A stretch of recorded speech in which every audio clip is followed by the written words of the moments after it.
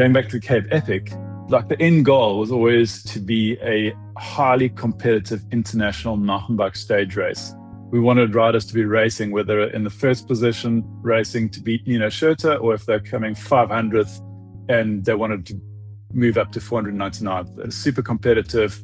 And if it was 8 days of World Cup racing in a row and riders were bleeding from their eyeballs and they barely see where they're riding, that's actually what I wanted to create. And I think with the Gravel Burn, maybe it's got to do with the stage of life I'm personally in at the moment, but I wanted 8 days or 7 days of adventure riding where I'm still competitive. I like to ride as fast as I can.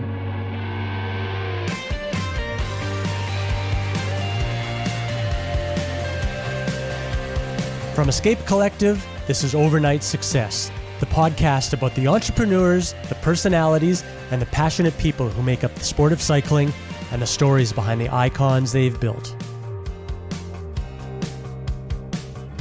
Last month, I traveled to the Great Karoo in South Africa for the inaugural Nedbank Gravel Burn. It's the latest brainchild of Kevin Vermaak, the man who built the legendary Cape Epic.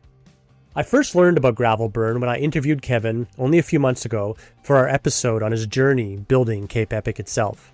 Hearing him speak about Gravel Burn reignited this spark in me that I haven't felt in years. It was all a new adventure, something I hadn't done before, but it also terrified me. And if one thing could get me back on my bike, this was it. It was exactly the type of challenge I'd been searching for. Now, I cannot overstate how spectacular this experience was for me. While the riding was incredibly challenging and amazing in its own right, the event's culture was the true standout. It was a rare leveling of the playing field. World Tour pros like Tom Pidcock, Ashleigh Moolman-Pasio, Alison Jackson, and even Ivan Glasenberg's band of Glencore billionaires. We were all telling the same war stories from the road, around the campfire, and at the dinner table. Pretentiousness was left at the gate. For a week in the Great Karoo, we shared the same tents, the same food, and the same challenges. Typically on this show, I wait for a business to mature at least 10 years before we profile it. After all, an overnight success takes about a decade to build. But given Kevin's track record and the instant impact on this event, I'm breaking my own rule here. I have no doubt that Gravel Burn will quickly become a fixture on every cyclist's bucket list. Today, we aren't just talking about the ride. We're dissecting the business model of an enormous event like this and the critical choices made and where it goes from here. Here is my conversation with Kevin Vermaak from his home in Switzerland. When I started the Cape Epic, I was a bachelor. I was like singularly focused. And for years and years, I gave it, 100% of focus, and it took it. That's what it took. I mean, typical startup, right? And I think that if I had the same at the start of the Gravel Burn, if I didn't give the Gravel Burn the same degree of attention, I would always regret and feel that I wasn't, giving it the effort that it deserved. And you just can't. I mean, if you've got a family and kids, you just can't. It would have brought an end to something. It's worked out that when I'm in Cape Town, I'm like zoned in 24/7. I think about Gravel Burn, but when I'm here, it's, middle ground. Do you want to just kind of start? Because most of these are like my personal interest questions as well. I guess like one of my first, questions of, the doing Cape Epic the first time 20 years ago, and now you're, a whole lifetime ahead of yourself, and you've got, a family, and you've also got the, wisdom and experience and people around you. How has that proved to be different, and, what's good about that and what isn't so good about that for you? Well, I think the biggest difference is that, I can see the runway. And with the Cape Epic, for the first 7 years, I mean, until we got out of a very deep hole of debt and, ran the first 5 years at operating losses. And it took us 7 years to, make up for those losses and to get into the black properly. Up until that point, I never knew if it would work. And that stressed me out. I mean, it changed my life for those 5 years where we were in the red every year. And, there was this perceived success from the outside, but, I was just keeping it quiet and just hoping that I was heading in a direction where the graphs would eventually overlap and we'd get into the black. Whereas with a gravel burn, I'm much more comfortable, let's say, taking that risk where I put in my own capital and I'm fine to make a loss because I know that, I will find a way and we will fine tune the business such that it actually does make a profit. And what's important at the moment is actually building the event and building the brand. And I think that's another difference, is that actually having access to capital. I mean, in the beginning with the Cape Epic, it was completely bootstrapped. And when we ran out of money, it was utter creative financing and then desperate financing, trying to get, I never try to get investors, but I try to get grants. And I would have taken an investor if someone would have invested. I was just desperate to keep my head above water. It was always a struggle to get cash. Whereas now with the gravel burn, capital is a lot less of a problem. And so it just makes it easier. And then also the confidence of having a team. I think the Epic, we had this iterative process where we would, employ people. Well, we'd take them on contract, and if they didn't survive the fire of their first event, well, then we wouldn't offer them full-time employment. And pretty much now I've got, more than 10 full-time employees that have all been through the fire of the Cape Epic many, many, many times. And it just meant that we could, grow very quickly and start the first event at 100 miles an hour and not have to also build a team, where I'm super comfortable with the team we've got. It says a lot when, a lot of your old team comes along with you, and, it speaks to how you treated them, to how they believe in you, to the vision. So, I mean, yeah, congrats. I think, and I'm personally thrilled to see a lot of them that I know from Cape Epic as well. So that was part of the fun going there.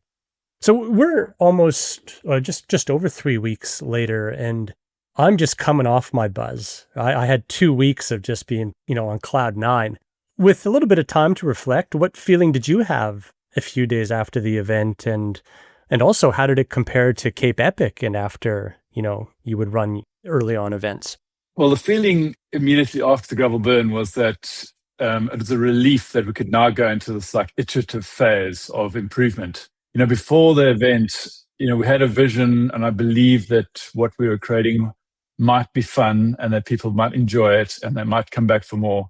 But, it was different to the Cape Epic. It wasn't a carbon copy of the experience. We'd taken a risk on so many things. And, it is like, until you've done that first event, you actually don't know if it's all going to work. Less so than the first Cape Epic. But with the gravel burn, this is still the case.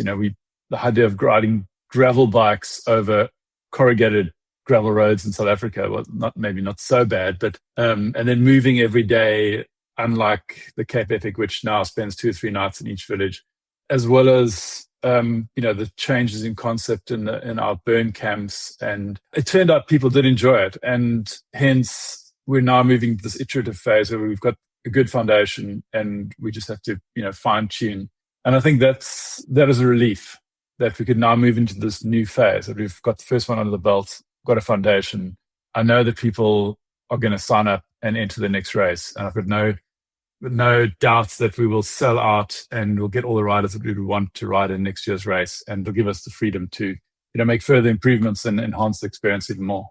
So relief was the main thing I took from that. What about like a sense of satisfaction? Because I don't know, to me, seeing everyone at that finish line and how elated they were, does a sense of satisfaction and that type of thing run through your head, or was it just such a big effort? Relief was the overwhelming feeling. We've been working flat out. I mean, I've been thinking about this for every waking hour for more than a year, I'd say. There's barely respite from that, and so I think there's a degree of just like breathing again.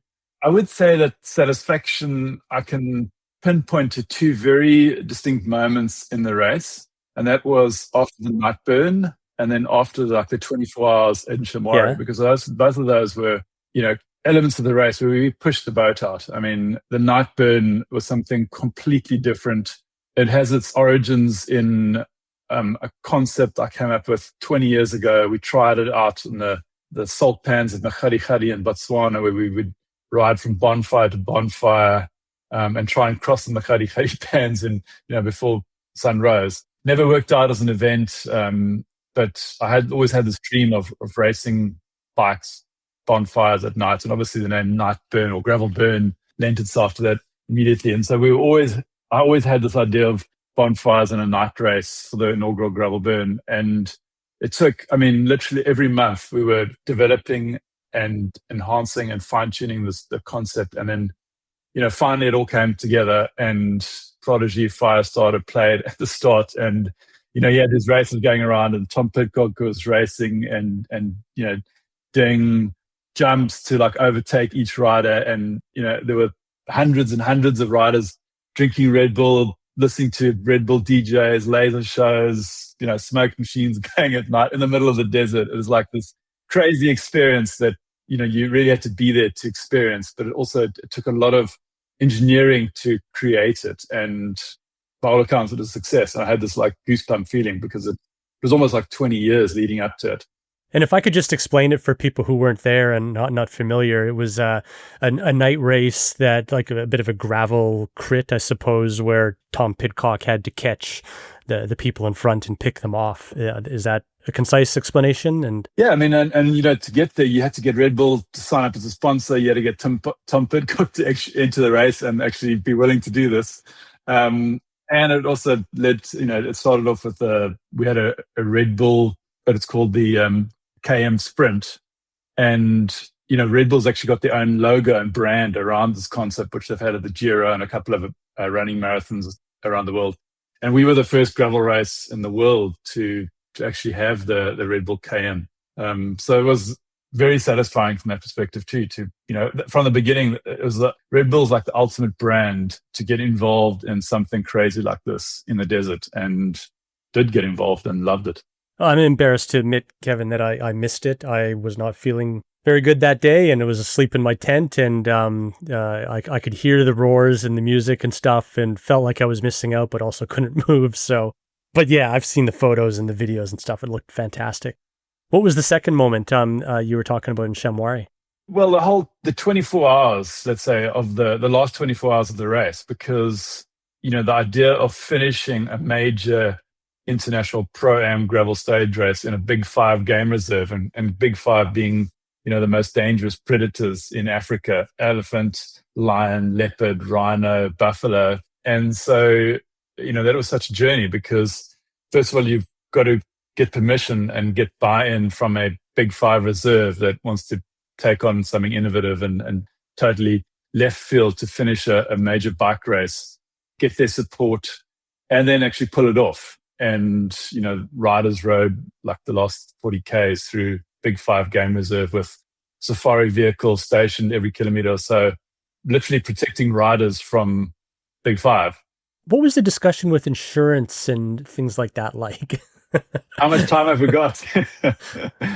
Okay, well, I was just thinking that as I was riding through, but no, we don't need to go all into that. But it was pretty special, and like I can't imagine doing this in many other places. I can only ask: did you read the small print in the T's and C's you signed? Who reads the small print?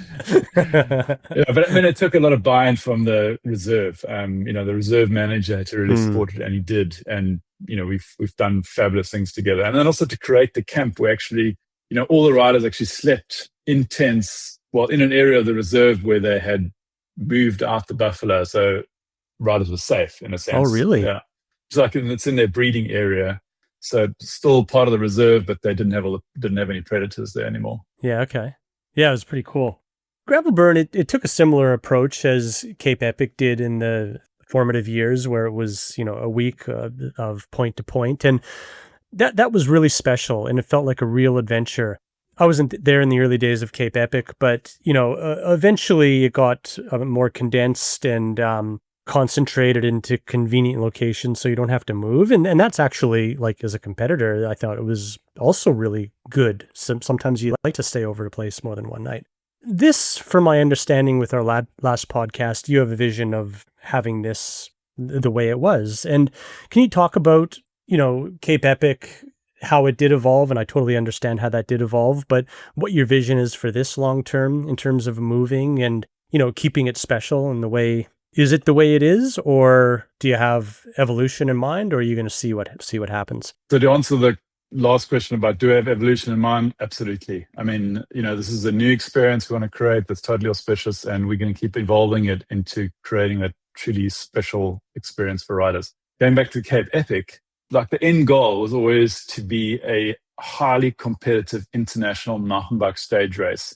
We wanted riders to be racing, whether in the first position, racing to beat Nino Schurter, or if they're coming 500th and they wanted to move up to 499th. Super competitive. And if it was 8 days of World Cup racing in a row and riders were bleeding from their eyeballs and they barely see where they're riding, that's actually what I wanted to create. And the Cape Epic has gone in that direction, where it's a brutal 8-day, highly competitive international mountain bike stage race for pro amateurs, wherever you are in the field. And it's a rite of passage. I mean, you get to race against the world's best that are also trying to do that and trying to win it. And I think with the Gravel Burn, maybe it's got to do with the stage of life I'm personally in at the moment. But, I wanted 8 days or 7 days of adventure riding where I'm still competitive. I like to ride as fast as I can. I love riding a gravel bike. It's without a doubt my favorite bike at the moment. But I did actually want to be able to have more of a community social experience over those 7 days. And so if moving every day is crucial for that 7-day magical experience of riding through the Karoo and spending nights around campfires at night and drinking beers and catching up with mates and meeting new friends from around the world and having time to chat. Like if that's crucial for that comprehensive all-round experience, then we will move every day. But I'm not sure if that alone in isolation is the most important to create this super auspicious sought after gravel riding experience. And maybe the comfort of not moving every single night outweighs the chance to see a new area of the Eastern Cape and the Karoo. I do think, though, that we've got some amazing areas to show riders, and I actually want to make sure we do that this time. And certainly riding Gravel Burn, it is going to be about looking up and appreciating and experience the countryside. We had some international riders that basically dropped like hundreds of positions in their stage results compared to the GC on the final stage in Tishamwari. And reason they gave was that, well, they stopped and watched Rhino for half an hour from their bikes. And I love that. So I want to give people the chance to see the Eastern Cape. If it means that we have to move every night, so be it. But I don't think it's a crucial ingredient. So it is much more convenient to potentially stay more than one night in a tent. And we probably will head in that direction, but maybe not all 7 nights. Yeah, I don't know if it was crucial to my enjoyment anyway. It was all very special, and I did enjoy the one night we did stay, or the one time we stayed in 2 nights, which was good as well. One thing that I thought was quite special about this, not over Cape Epic. Cape Epic had a lot of special things about it too, but I love the 2-person team thing at Cape Epic. But it also meant that you didn't venture outside your bubble as much, because mountain biking you're not surrounded by groups of people who you see every day and maybe 1 or 2 behind or ahead. But I found it really cool how you might share an experience with someone one stage where you're the last 2 in the middle of nowhere, and you'll see them again that night, or that you've shared something for the rest of the week, right? And I felt like I knew 500 new people or close to it by the end of this, versus Cape Epic, maybe a few, right? Special in its own right, but this was a dynamic that I found something that I didn't expect, actually. Yeah, it was really good. Yeah, if I can comment on that, Wade, I think with riding the Cape Epic as a 2-person team, often it's a father-son, or 2 friends or 2 brothers or 2 sisters that sign up together, and they go through like a 6-month journey. And a lot of them would say, that's actually the special part of the Cape Epic, is that this preparation with their mate. In my case, I rode both of them I rode with very good friends, and our friendship has been enhanced dramatically.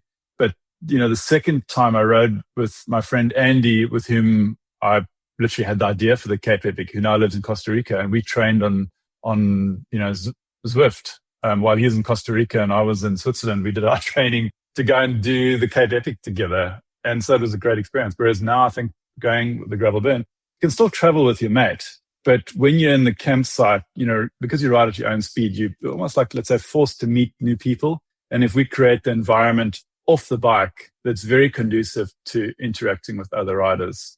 You probably come away with more friends and more gravel kindred spirits from around the world. Was that something that you thought of ahead of time, or something that came to light as the event was happening, or maybe in hindsight, and did you design around that? There are a few reasons for the solo race. I mean, we did think about it long and hard. Gravel racing is far more established than what mountain bike marathon or mountain bike stage racing was 20 years ago when we launched the Epic. Gravel racing is well established. It's a solo format. And many of the pro riders are privateers. They've got their own group of sponsors, and it'd probably be difficult for them to make teams. I think even though the solo racing format was established, I mean, we wouldn't have minded going against the grain and launching something new. But the fact that it would have been another hurdle to get pro racers to find a partner that with complementary sponsors. Another big factor was actually the safety, because if you're going along a peloton 40, 50 Ks an hour, you might ride for half an hour in this peloton at 40, 50 Ks an hour. And if you have to look back and check, have I got my partner still? Is he still there? I just think that is asking for trouble, because looking back on a gravel bike at that speed, hitting a pothole, it's just, I can just see whole pelotons coming down in the situation. So it was kind of like another reason why we didn't go for the two-person team, because it was potentially quite dangerous for you to be looking around or with your partner. Whereas in a mountain bike, you get into a bit of single track and you look back. If you unclip or you fall off, I mean, you just slow down. It's not like you caused 20, 30 people to come down. Yeah, I agree. The dynamic of a gravel race, which is like a road race, doesn't lend itself to teams racing. I guess more to my question was around just seeing the dynamic of people interacting, and that because of the way the race is run, you're not with a partner, you're not so insular, you're riding with people you've never met before.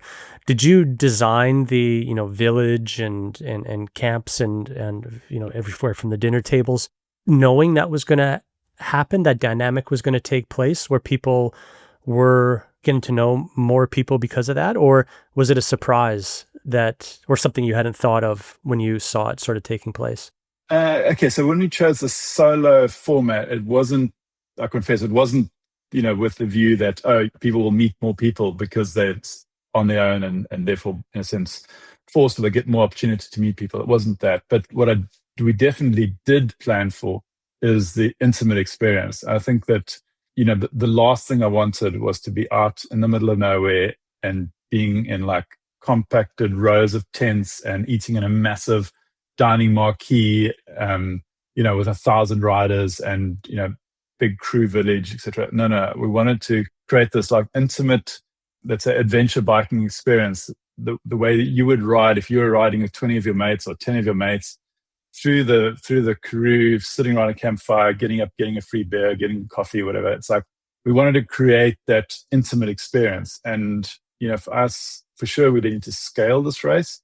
And the design and I say we need to scale the race just for economic reasons, but also I think we want to create a phenomenon. We want to have something that just cannot be repeated anywhere in the world, like totally auspicious experience of, many, many bikers riding through the Karoo. But we still want it to be very intimate in the way that you would want to ride if you were just riding with your friends, sitting around the campfire at night. So that's why we created this LARPA concept where we have 20 or 30 tents in a circular formation around one campfire. And then you have these like intimate communities. And the term that we're using is scalable intimacy. No matter how many riders in the race, you'd still hopefully only interact with, a small number of riders. So a few hundred that are in your area. And you'd eat with a few hundred riders and you'd have share ablutions, etc., with, that smaller group of riders. And so we'd have these pockets of LARPers, 30 tents, and then together maybe 200 riders forming like one cluster of eating and ablutions. Interesting. I'm familiar with, on the surface of the business model of running events where I live in Australia, and it's tough. And usually, getting tourism grants is the way you make money, not entries. I'm curious about the business model of event like Gravel Burn. 500 entrants. It was, there was a lot there, but I was also looking at, wow, the amount of detail you put in. Detail is cost, and it was phenomenal to see. But as well, too, I'm like wondering, how do you make this work? Is it more people? Is it sponsorship? Is it tourism grants or government grants, or is it all? Like, how do you make this scale? Meanwhile, also keeping it special, like you say, that scalable intimacy. Well, I think it's great that you recognize the cost, because a lot of people, all they do is they look at the price of the entry, and especially if they haven't been to the race, they think, oh wow, it's an expensive. I mean, it's $4,000 a person to do the 7 days, and if they look at it, oh, it's just a race, maybe they think that's expensive. But you having been there, you appreciate that that doesn't come anywhere close to covering the cost of what we're providing to the riders. And I think the important metric to look at here is that entry fees are never going to cover the costs of an event like this. The costs are always linearly associated with the number of riders. So, if you're not covering the costs of the race with the entry fees, the answer is not to just have more riders in the race, because, you're never going to get to this point of inflection. So it's for sure, it's the sponsorship, it's the media, it's the potential tourism grants. It's not something that I look to in South Africa, in fact, because I've never really sought public money in South Africa, whether it's the Cape Epic or Gravel Burn. It's just the nature of our politics and our government where they're at. It's not the first port of call for an event such as this that attracts, let's say, elite, well-heeled participants. But certainly from a commercial perspective, sponsorship is, the first port of call. And we've been okay with sponsorships in the first year. I mean, we're very we had a bank as a title sponsor, Nedbank, and for sure the route to profitability of this is to seek out more sponsorship. I mean, for sure, we also need to scale the race. Like there is a degree of a point of inflection where it makes sense from a logistics perspective, because we could have more riders, but still only have one truck per bags or whatever it is. So we definitely do need to scale it. It's not completely true what I said, where it's strictly linear. There are some sunk costs that are fixed costs for the whole race. But yeah, I mean, we basically need to look for revenue that's not linearly associated with the number of riders in the race. And that also goes towards media. I mean, it's just why an event like this, you need to invest heavily in the media product. Tell me more about the media component. You mentioned it is part of the revenue, and you just mentioned how important it is. Tell me about that and the role it plays, and do you actually make money on the media? I didn't realize that. So we don't make money on the media per se, but it's certainly something that attracts. Well, it's certainly a very important pillar of the commercial model, because we don't pay appearance fees, for example, to riders. We'll never do that. And we might give discounted entries or complimentary entries to the pro riders, but we never pay for their appearance.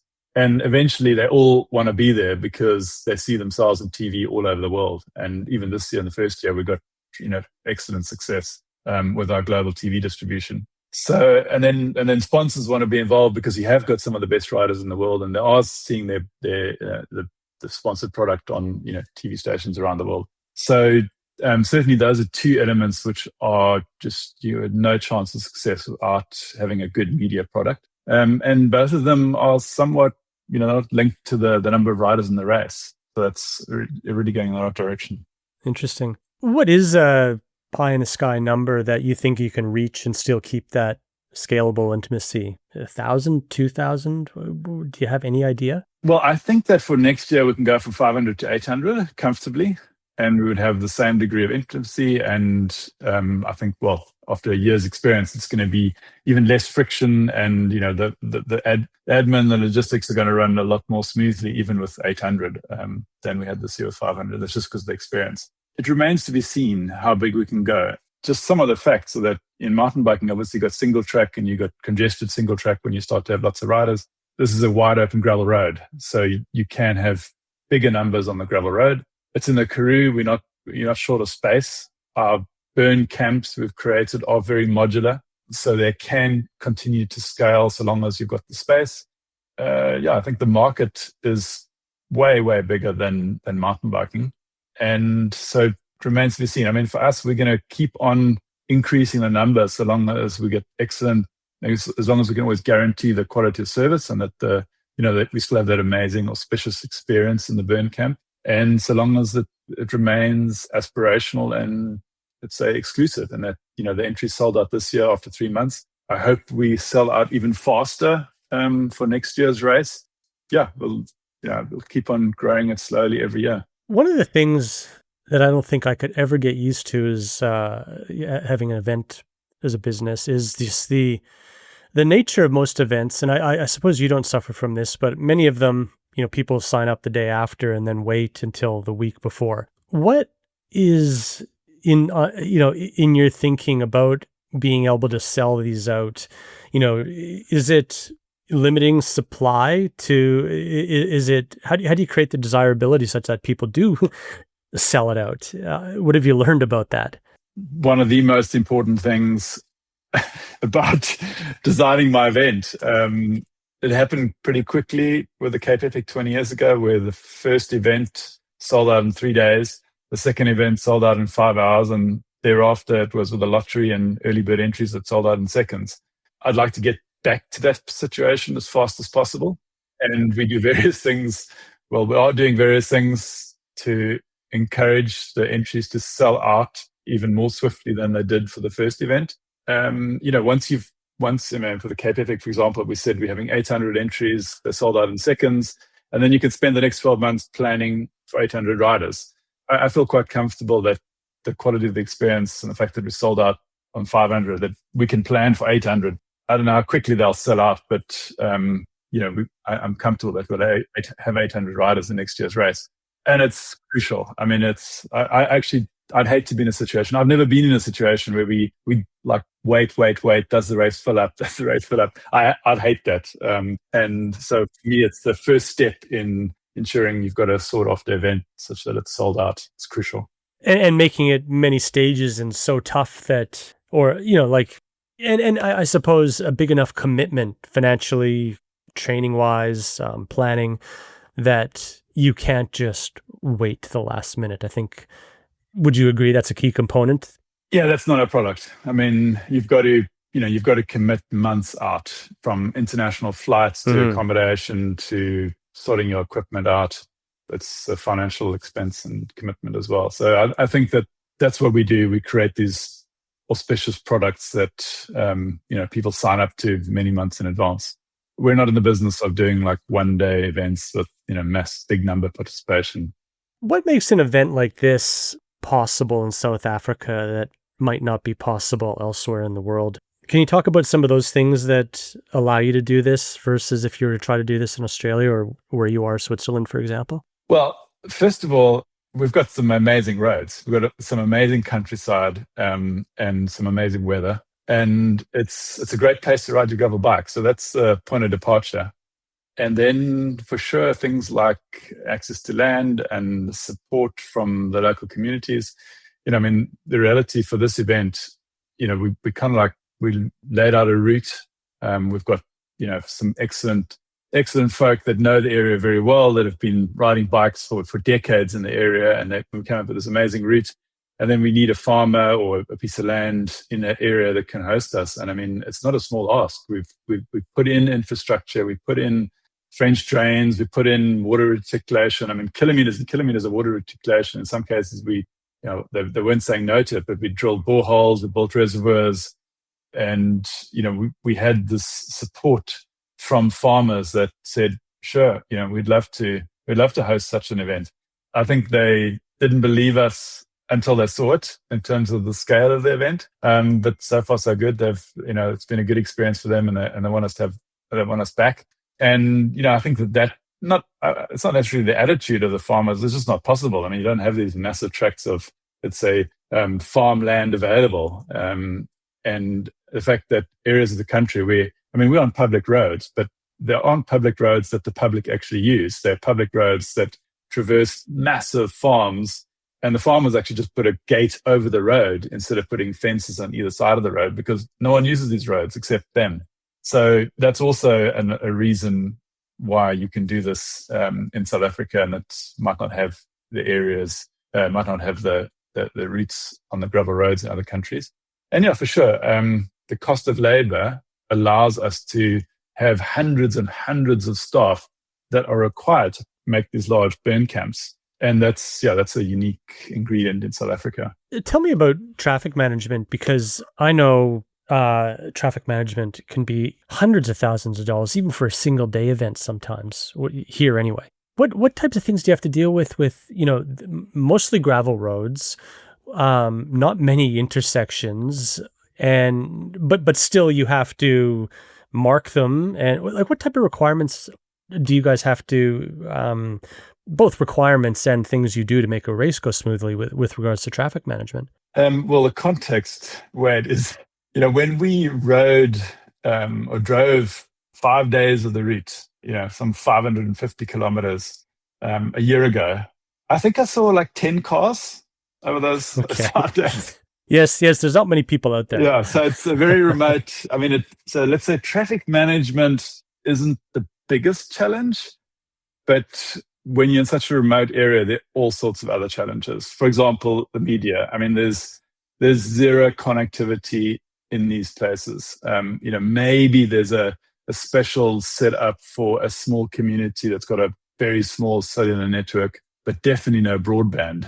And so in our case, it's a very expensive endeavor to set up high-speed internet connectivity in these remote burn camps. Also, because the burn camps, it's not like they're in a town, they're in a piece of land in the remote part of a farmer's farm that has no requirement for connectivity other than the 24 hours that the gravel burn is there. And so that was a huge expense for us. And also, we had the support of NTT Data, the company that formerly sponsored the Tour de France team. We had Herotel and we had Fortinet that provided all the equipment. It's like $600,000 worth of equipment that was given to us by Fortinet to set up this sort of internet connectivity. And it's crucial. It's from a safety perspective. Riders expect to be in touch. You just have to have it.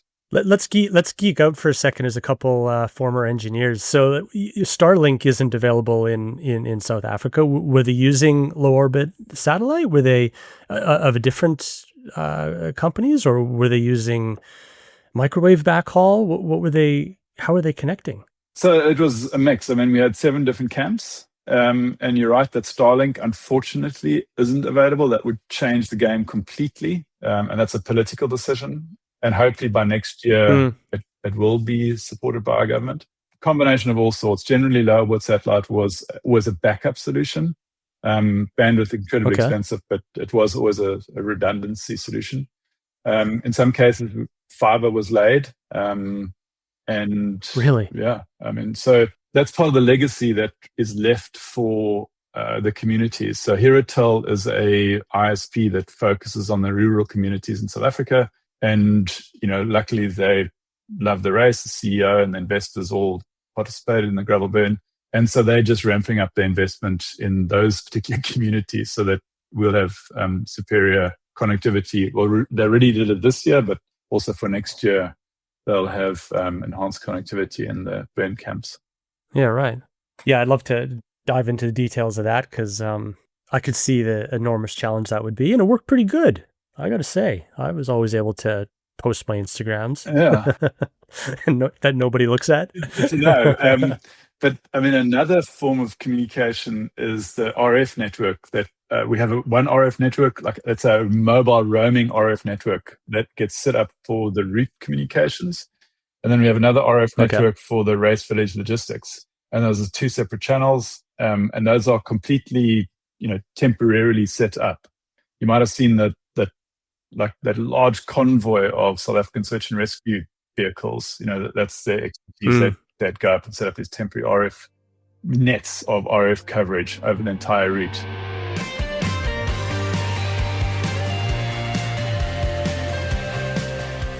This podcast is fully funded by our members at Escape Collective.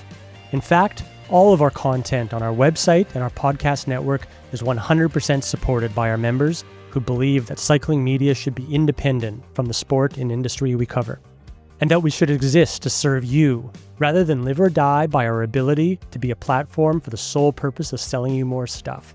If you enjoy this podcast or any of our other work and believe in our mission of independence, please Go to escapecollective.com/join and become a member today. Thank you for your support.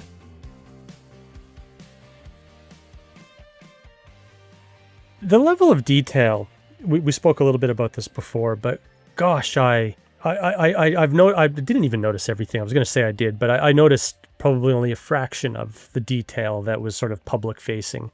Maybe just let me describe some of the detail for people listening. Like, it seemed like every glass, every lantern or candlestick, or the fire. Sorry, what were they called? The people, the fire masters. They even had a gravel burn apron. Everything was like branded, or the final evening of the fire artists, fire dancers, and there was just so much there that I just couldn't believe my eyes. Even the functional prize, the donkey long tongs, which I didn't quite get leading up to it. Like, what is this? But then I got it. They're wonderful prizes that were sort of in the theme of the event, and my friend Albie, he won one, so I got to take a good look at one. So much detail, and yeah, I wanted to know how a lot of those ideas were formed, and talk about some of those, because my mind was blown. So I think it's important to realize that we're not trying to just put on an event once a year. We want to build a sporting brand, a sporting event brand.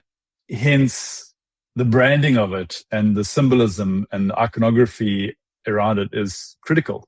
So it's, the trophy is important. It's not just a trophy. It's a trophy that is supporting the brand that we're building. And so, the theme of fire and a night burn and the gravel burn is important. And the trophy was a gold ringed fire starter, which one blows the coals of a fire to light up the fire itself. And, putting a logo on all the products that one uses in the village, I mean, that's the easy part of it. I think the detail that even the tent beds.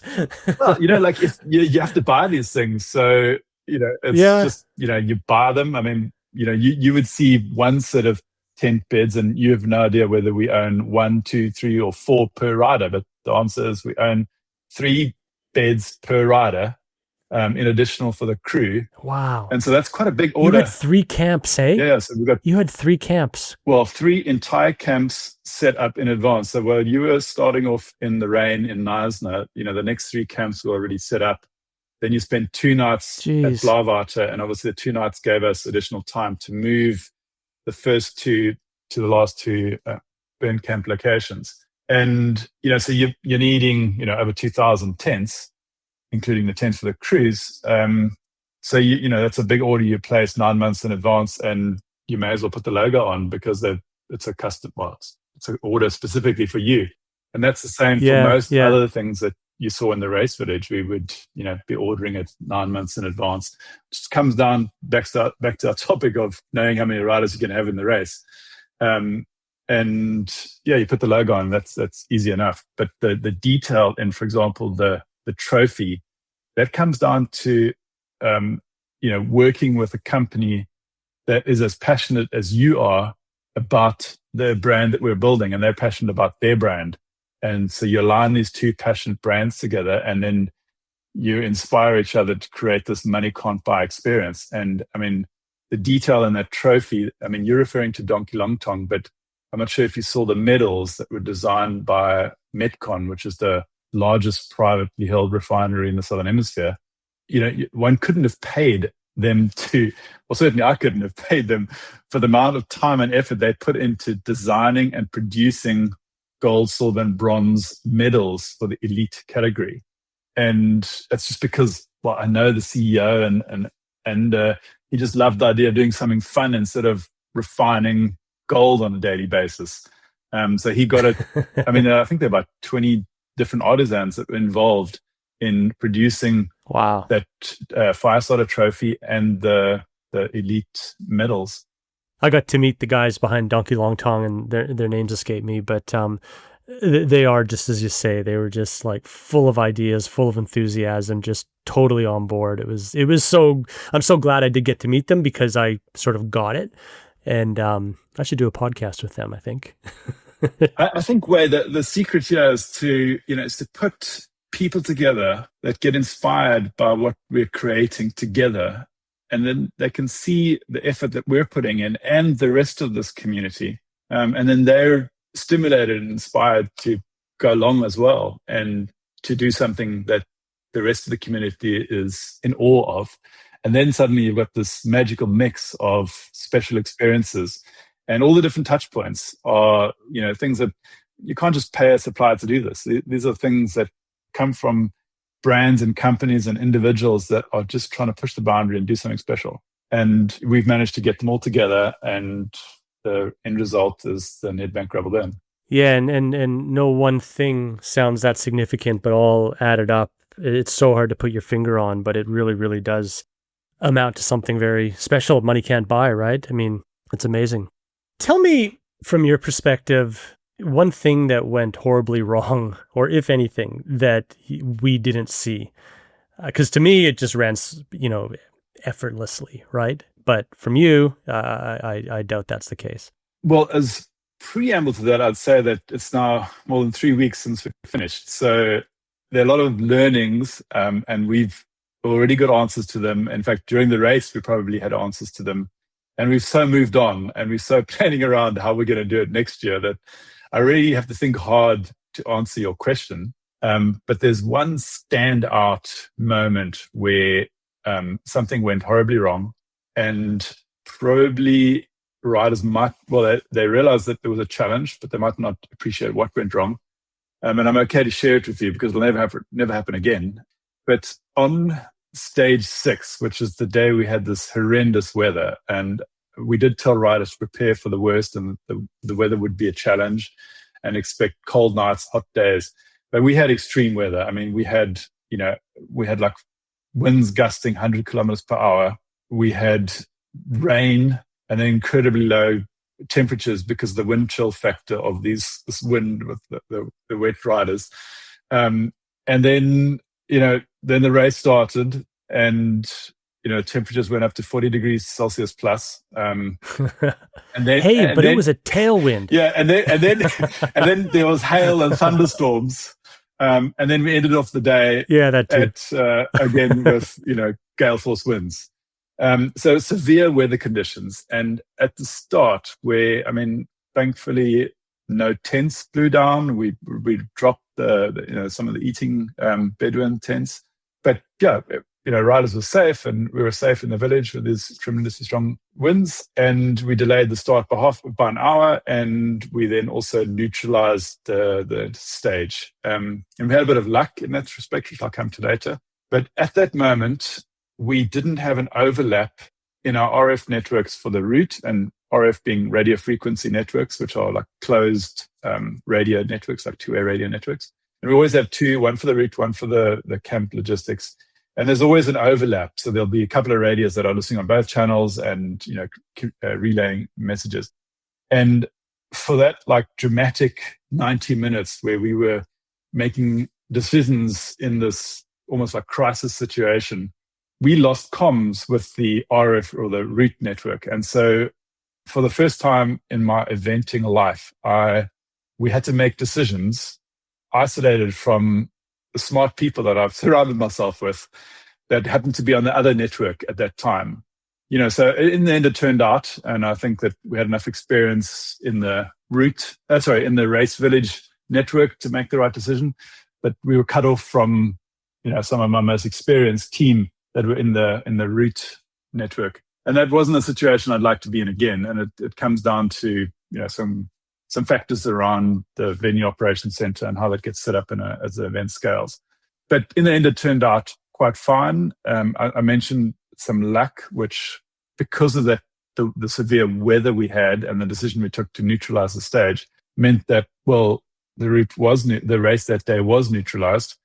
And I think that the terrain and the actual technical nature of that stage might have been a problem if the riders had raced it. So the weather caused the neutralization, which actually saved us, because I think that stage is too technical to race. And that's for sure one of the changes we would have for next year, is that whilst many riders did come back to us and say they love the technical nature of stage 6. We should maybe just communicate it better so that the bikes are more of a burn setup rather than a Euro gravel setup, because it is quite gnarly. But I think we actually have to say the riders from themselves, because if you did race in that technical route, the stakes are just very high. And hence, I don't think it's appropriate to race on such a technical course. So we will make changes for stage 6 for next year, for sure. Yeah, okay.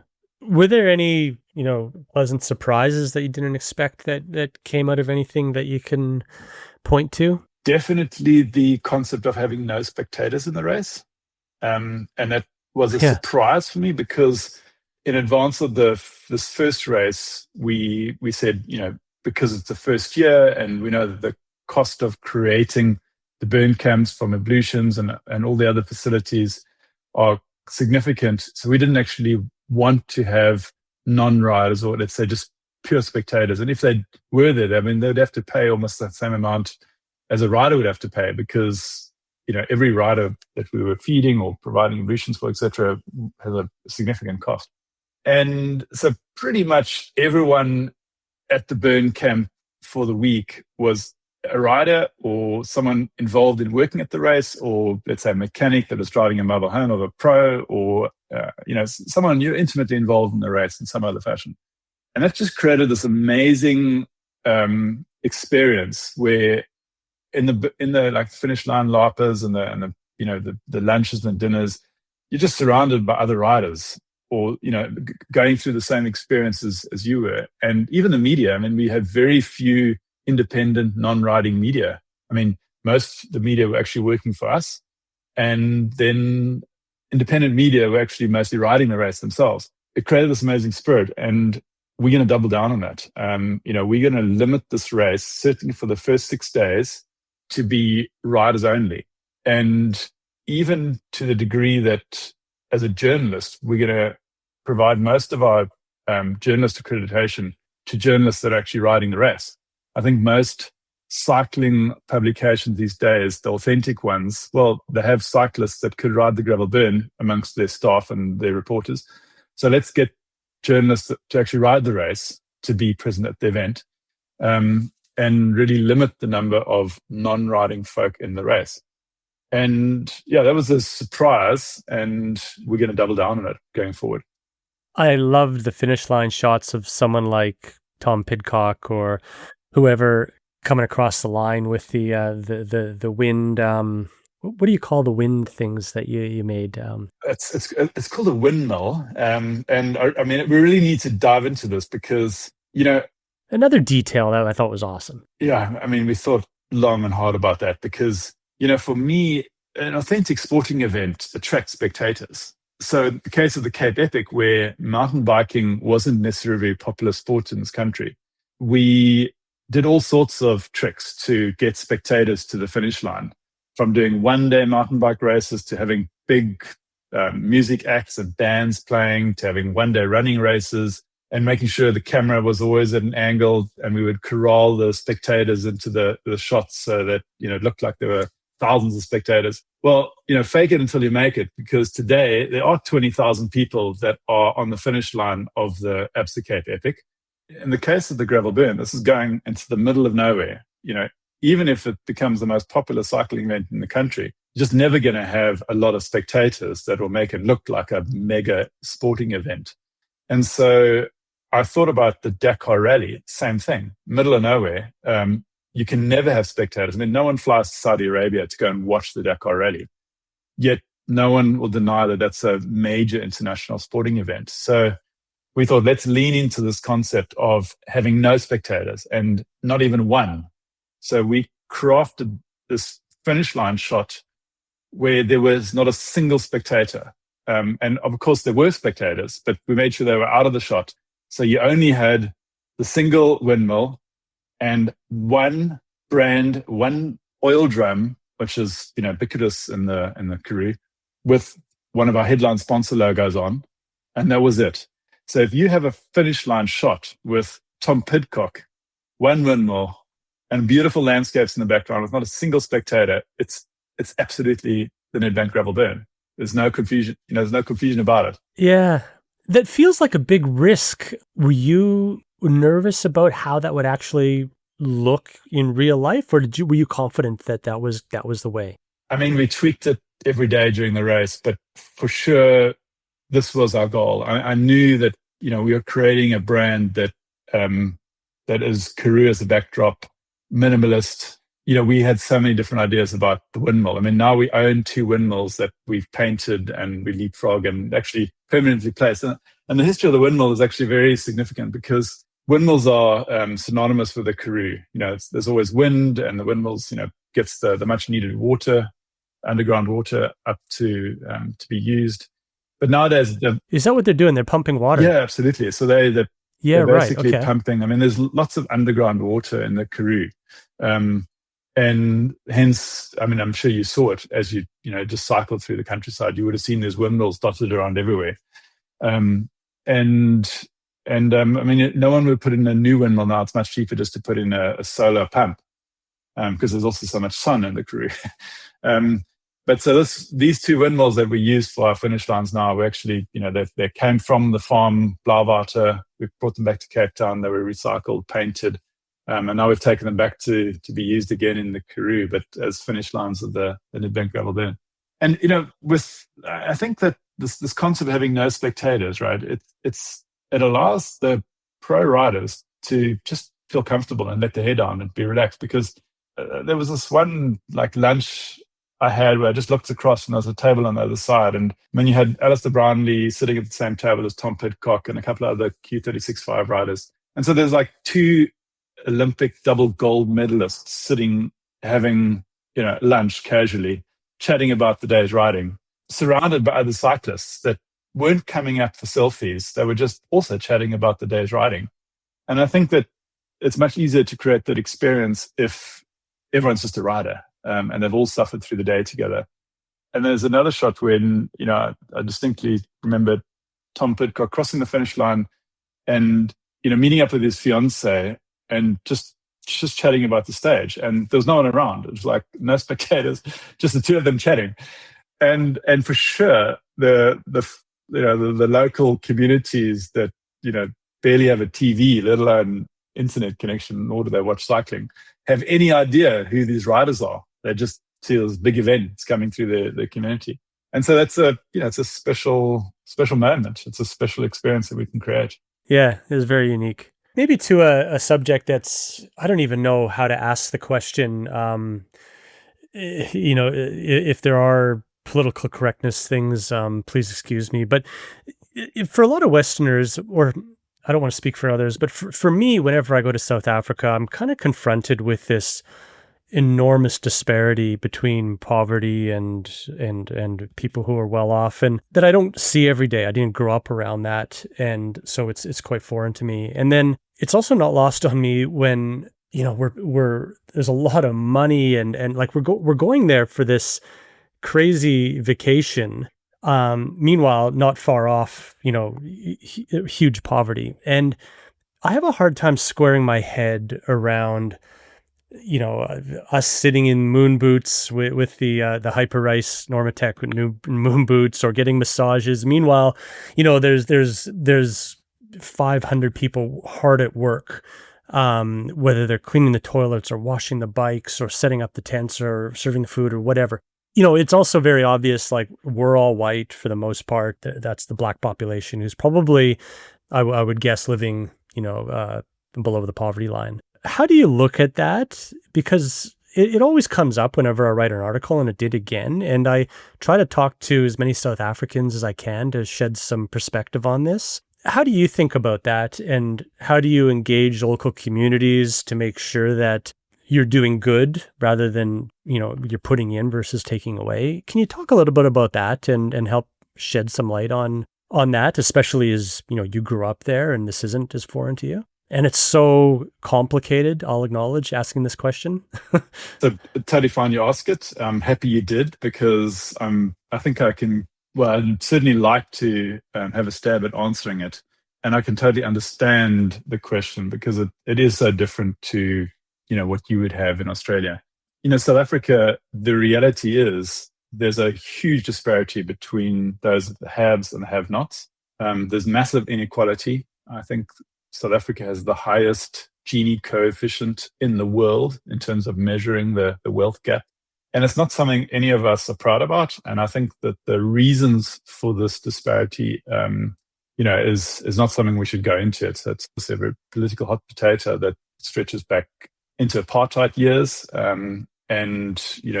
What's happened in the last 30 years, there's lots of different opinions on it. And there's actually books that have been written about the subject in the last 30 years. And why this is still the case. But that is the reality. And, we have to confront it and make the most of it in terms of, do our part that we can do to try and rectify this and create a more equal society. The reality is that the gravel burn, particularly much more so than the Cape Epic now, is going through the most impoverished areas of South Africa. And the folk that we employ, we pay market rates, and by and large, they probably don't have a job for the rest of the year. And by us giving them the chance to have a job and now to be an established event that they can look forward to again next year, they can potentially rely on this income and give community members a sense of identity, because they've actually got a job for the 2-week period, in some cases months or 2 months around the event. And so the economic impact is tremendous on the community. And, that's one of the ways we are making a difference. I think the best form of charity is actually to give someone a job and for the company creating the business to pay tax. And that's the approach we take. I think cycling specifically exacerbates the problem because it is an elite sport. I mean, the barrier to entry is just, it's $10,000. I mean, you need a bike, you need to be traveling to get there, you need the freedom to train, etc. And so, it's absolutely emphasized, or at least it's highlighted in a race like the Gravel Burn through these areas.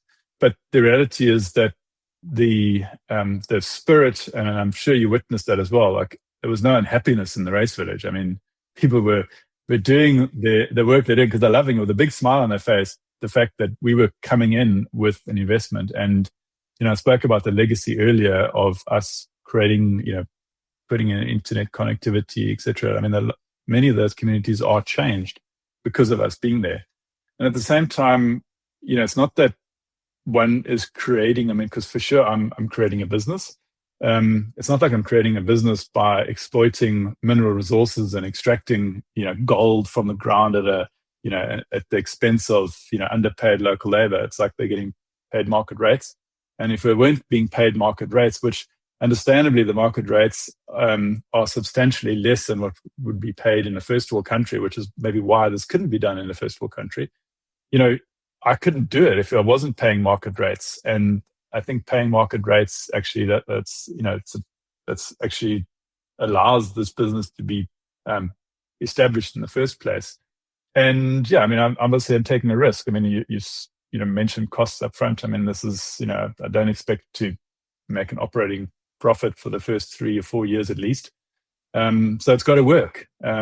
And so, in a sense, we're all in this together to stimulate the economic activity of the area. There were also, just to say that we had over 900 staff and crew that were registered in some or other way at the race, not all working on the exact site where you were with the other riders, but in the weeks and months leading up to the event, also in the breakdown. I think that the last campsite was cleared a week ago. We've got permanent employees in the warehouses in the Eastern Cape that are right this minute, and for the next 3 months we'll be cleaning and packing all the tents and equipment. I mean, like I said, it's like 2,000 tents, mattresses, beds, etc. That all gets cleaned. So it's like it's a 12-month community project where these folk are getting salary, preparing for the next gravel burn already. So it's it's a part that we can play, stimulating economic activity in the area, because ultimately that's the issue. It's not a race issue anymore. It's just they don't have jobs, and if we can create some jobs, then it's good for the country. And that's how I feel I'm doing something positive for South Africa. Yeah, it's a complicated topic, and I still have many more questions and answers. And Still unsure how to square this. But I had the great pleasure of getting to know your friends Andy and Stephen, the ones who originally came to La Ruta with you, which spawned the idea for the Cape Epic. And I got to know them, and it was great fun, and I felt like I got to know you a little bit better through them as well. One of the things that they said that makes you so good at what you do is your ability to network and forge relationships and maintain those relationships. Does this come naturally to you, or is this something you've had to work on, or is it something you've just progressed into as you've done this for many years? Because I would agree with that statement. Oh, thank you. I think it's one of my strong points, probably. I love spending good time with friends and doing auspicious things together with my friends. And Steve and Andy that you referred to. We used to ride the South Downs Way from London and in the early noughties, and we all went off to Costa Rica to ride La Ruta de los Conquistadores in 2002.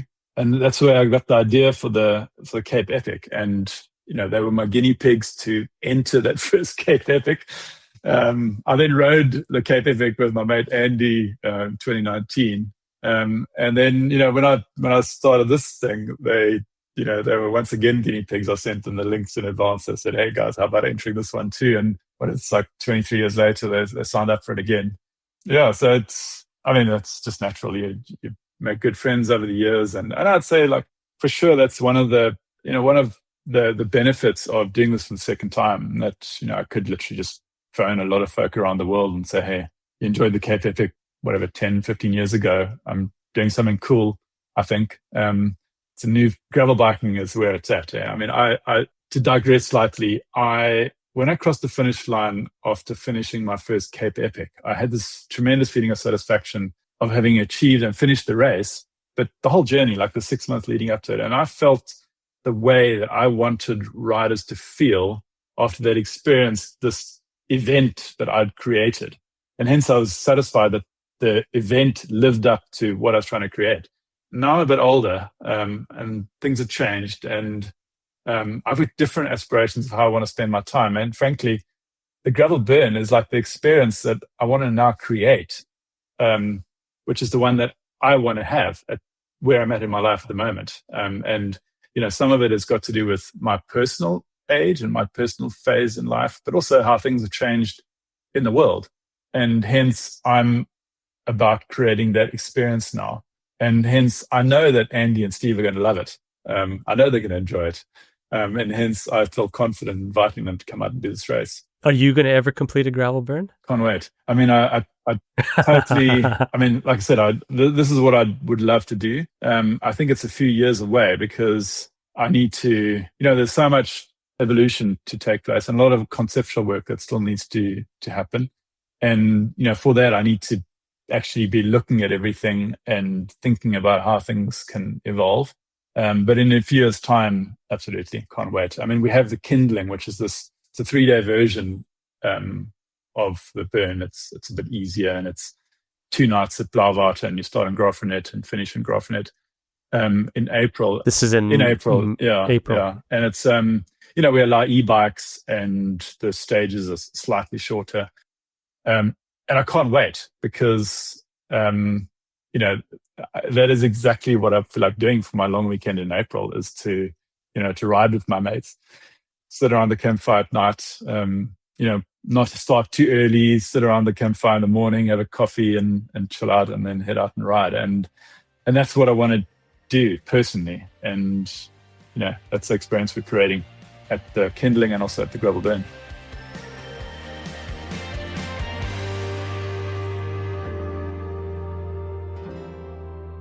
I hope that conversation gave you a sense of why I broke my own rule to profile a business only in its first year. Whether it was the discussion about riding through a Big 5 game reserve or the sheer attention to detail in the burn camps, it's clear that Gravel Burn is setting a new standard.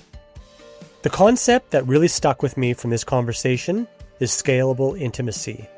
In a world where many organizers are just trying to make it work by cramming in as many participants as possible, Kevin is betting on the opposite.